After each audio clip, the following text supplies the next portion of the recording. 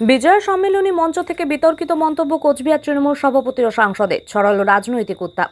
সম্প্রতি কোচবিহার জেলার নাটাবাড়ি বিধানসভা এলাকার অন্দরন ফুলবাড়ি 2 নম্বর গ্রাম পঞ্চায়েতের কালীবাড়ি রেগুলেট মার্কেট আয়োজিত এক বিজয় সম্মেলনী অনুষ্ঠান থেকে চরম বিতর্কিত মন্তব্য করেছেন কোচবিহার জেলা তৃণমূল কংগ্রেসের সভাপতি ও জেলা সাংসদ।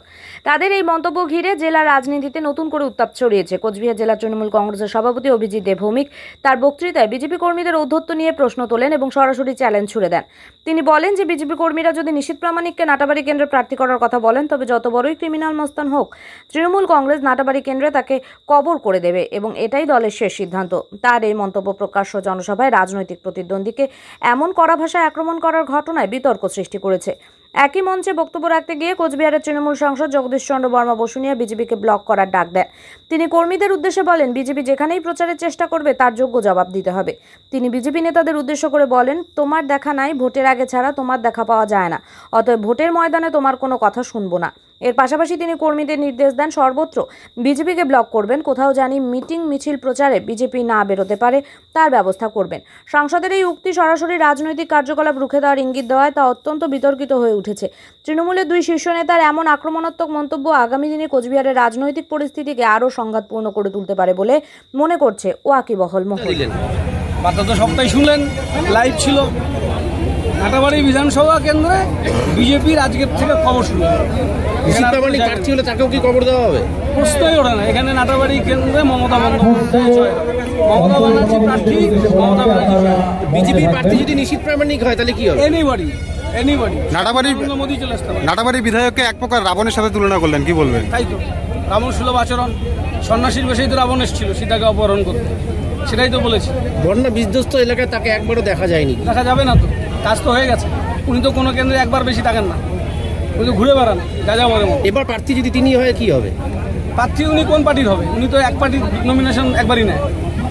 এবার কোন পার্টির নমিনেশন নেবে? তৃণমূল তো শেষ, বিজেপি হয়ে গেল, কোন পার্টির হবে? এখানে অন্য পার্টির তো জায়গাও নেই নাটাবাড়ি, বিজেপি ওকে নমিনেশন দেবে না। কর্মীরা বিদ্রোহ করলে তাদেরকে তাড়িয়ে দেবেন বললেন ভোটের আগে। হ্যাঁ, বিষয়টা যদি দলের সাথে যে কনস্পিরেসি 2021-এ হয়েছিল, যদি কোনো রকম কনস্পিরেসি কেউ করার চেষ্টা করে তাহলে ভোটের আগেই দল থেকে তারাও, ভোটের পরে অপেক্ষা করবে, এটাই বলেছি এবং এটাই বললাম। প্রত্যেকেই নিজের নিজের এলাকায় যেখানে যেখানে বিজেপি কোনো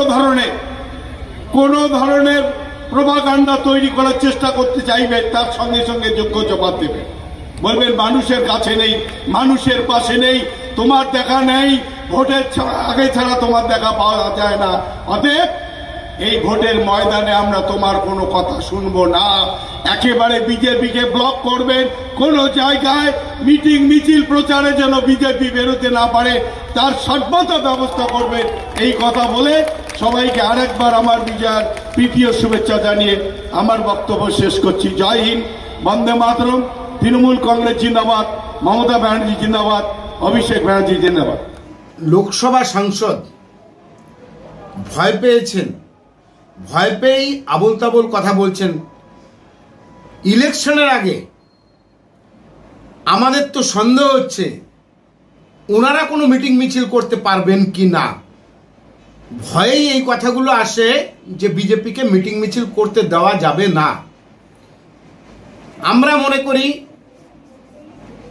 মাননীয়া যেমন কাঁপছে, উনিও সেরকম কাঁপছে। কুচবিহারের একজন মন্ত্রী আছে, উনিও কাঁপছে, জেলা সভাপতিও কাঁপছে। থরহরি কম্পমান অবস্থা তৃণমূল কংগ্রেসের এই মুহূর্তে।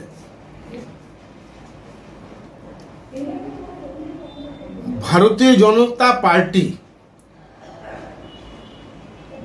অহিংসার রাজনীতিতে বিশ্বাসী। তৃণমূল কংগ্রেস হিংসার মাধ্যমে চমকিয়ে ধমকিয়ে ভয় দেখিয়ে ক্ষমতা আগলে রাখার চেষ্টা করছে। ওরা বোমা বন্দুক নিয়ে মানুষকে ভয় দেখাবে, সন্ত্রাস করবে। আমরা প্রেম প্রীতি ভালোবাসা দিয়ে মানুষকে আগলে রাখবো। ভোটের রেজাল্টে প্রমাণিত হবে তৃণমূল কোথায় গেল আর বিজেপি কোথায় আসলো।